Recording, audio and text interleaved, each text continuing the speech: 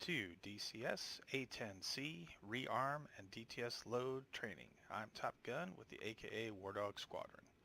So if you're watching this video, then odds are I'm assuming that you've already gone through startup tutorials either within DCS or watch some videos on YouTube or my own channel for starting the aircraft. So you know how to load weapons onto the aircraft and get refueled.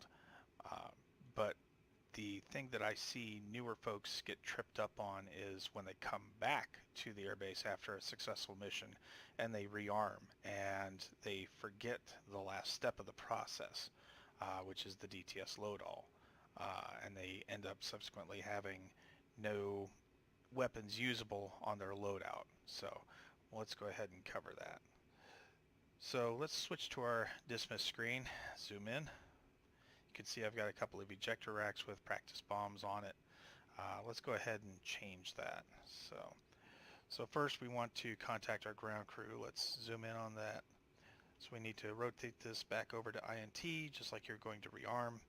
Push in the INT push knob for intercom and the HM for hot mic. And I've got easy communications turned off in this mission, so you'll need to use the actual mic activation switches specific to the aircraft, in this case the A-10C. For the folks who have the Warthog controller, you're just going to be doing your HOTAS mic switch forward. For those who don't have a Warthog controller, the default is left alt and then the plus key on the numpad.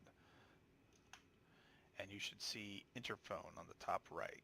If you see VHF, AM, or FM, or UHF, then you've probably used the wrong key binding or you've not set up the radio panel correctly back here. So let's go to F8 for ground crew, F1 for rearm and refuel. And I'm going to overwrite what was in here with GBU-38s.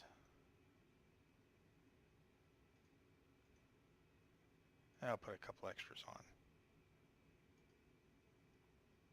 Request refueling. Request rearming. And if you get a response from ground crew saying copy, then they've got the request and they're actively going to work on it. If you've done refueling, either taking a lot of fuel off or putting a lot of fuel on, that can take a significant amount of time. So just be patient. If you're trying to see if that's the case, you can just look in on your fuel gauge and see if the needles are moving or the digital counter.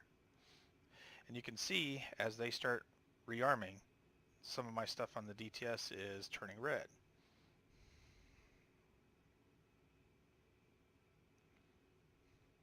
So let's wait for them to finish.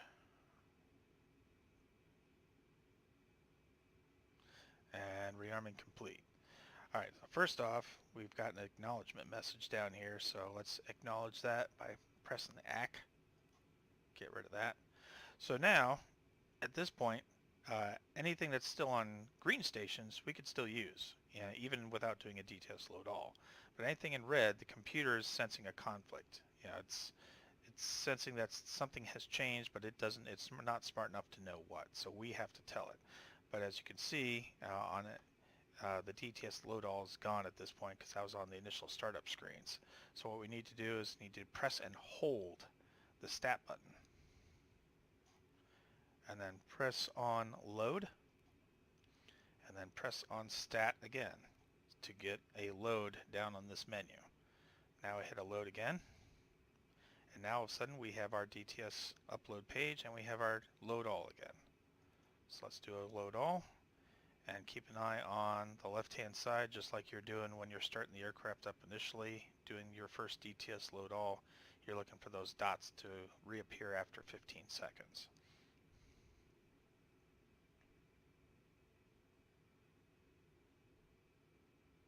Boom, and there they are.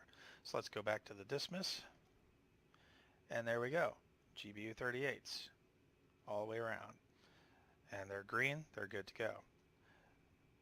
So now the next step obviously is in order to communicate with ATC again, if you've got If you don't have easy communications turned on, you'll need to make sure all your radios are set appropriately, so you need to switch this back and go back to VHF and pull those volume knobs back up. And that's it. You're good to go. You just have to keep in mind that every time you land to either rearm or to rearm, you have to do that. Now, if you're just doing refueling, obviously it won't really be necessary, but yeah, anything to do with the weapons, anything that's touching this dismiss screen, if you're changing anything on there, you'll need to do another DTS Load All. So, again, if you have any questions or concerns, feel free to contact me. Hope this has been helpful. Thank you.